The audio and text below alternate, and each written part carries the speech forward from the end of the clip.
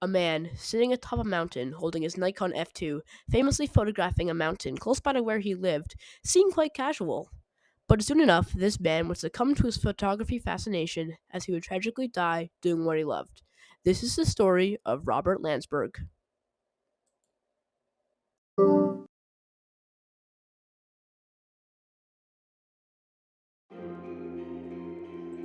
Robert Lansburg grew up in Seattle, Washington, and he really loved photography.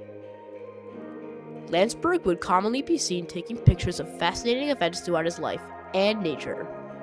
This fascinated him. He grew up to be a freelance photographer and photographed many things.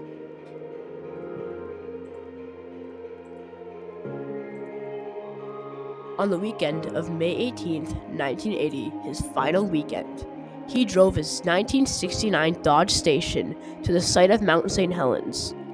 On Saturday, he set up camp on the site of the eruption. His goal for the weekend was to make history with his amazing photographs, even if it would take his own life. He brought his Nikon F2, multiple lenses, a heatproof case alongside a heatproof backpack and other supplies.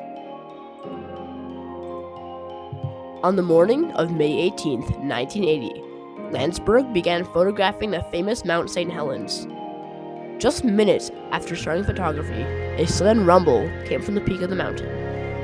In his journal, he wrote, and I quote, "Feel right on the verge of something." This was his final entry. Lansburg was prepared and started taking a lot of photos. Suddenly, a burst of underground magma and ash spewed out of the top. Almost immediately, volcanic ash was protruding out of the top of Helens and heading right in his direction. Lansburg, being the amazing photographer he was, did not run, but instead put his camera and film into the heat-resistant bag, put the bag in his backpack, and then shielded it with his own body. He was engulfed in volcanic ash and immediately killed from these burns. Robert's legacy lives on in many museums. Photographers, scientists, and ultimately most people on Earth mourn the loss of this wonderful photographer and praise his work and sacrifice. I'm Breeze, and this is the story of Robert Lansburg.